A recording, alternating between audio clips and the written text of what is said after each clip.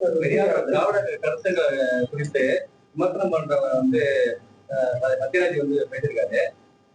சத்யராஜா பையனுக்கு எப்படி கல்யாணம் பண்ணாருன்னு கேளுங்க. சத்யராஜா என்னைக்குமே சொல்லணும், நான் சொல்றேன் கோயிலுக்கு போகணும்னு. என் வீட்டுல எல்லாரும் கோயிலுக்கு போறாங்க, நான் ஒளிஞ்சுண்டு கோயிலுக்கு போறது இல்லை. நீ தீக்கா பேசுவ, பெரியார் படத்துல பெரியாரா நடிப்ப, ஆனா மகனுக்கு கல்யாணம் சனாதன முறைப்படி. வெக்கமா இல்லையான்னு கேட்கிறேன் நான். Sathyaraj, don't talk, don't open your mouth because you are dishonest. Sathyaraj மாதிரியா ஒரு அநாகரிகமான நபர், மோசடி பேர் வழி யாராவது உண்டா? சொல்லு செயலும் ஒன்னா இருக்கணுங்க, அதை நம்புறவன் ராஜா. அதனால நான் இதை கேட்கிறேன், உங்க பையனுக்கு எப்படி கல்யாணம் நடந்தது? கமான், நேர்மை இல்லாதவர். அதனால நீங்க அவர் சொல்றது என்கிட்ட கேட்கலாமா? நேர்மையானவர், நல்லவர், ஒழுக்கமானவர், அப்படி இருக்கிறவங்க சொன்னா அதை பத்தி என்கிட்ட கேட்கலாம். அதனால இந்த மாதிரியான பயல்கள் அத்தனை பேரையும் எக்ஸ்போஸ் பண்ணணும்.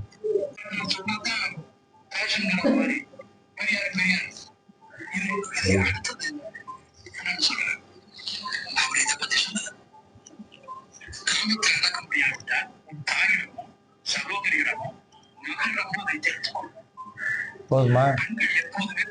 காமத்தை அடக்க முடியலைன்னா அவர் சொல்லியிருக்காரு.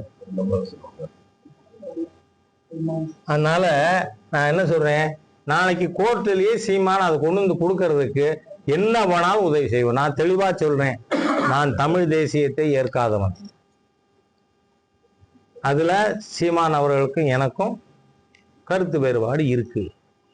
ஆனா ஈவேரா என்கின்ற ஒரு போலியான பிம்பம், வாழ்நாள்ல ஒழுக்கமாவே வாழாத, தேசபக்தியே இல்லாத வெள்ளக்காரன், கைக்கூலி, தேச துரோகி, அந்த தேச துரோகிக்கு ஆதரவா பேசலாமா யாராவது?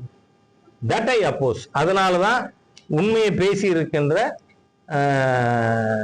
நண்பர் சீமானுக்கு என்னோட முழு ஆதரவு. ஏன்னா இதுல பயோனியர், நான் டேட்டே சொல்லிட்டேன்.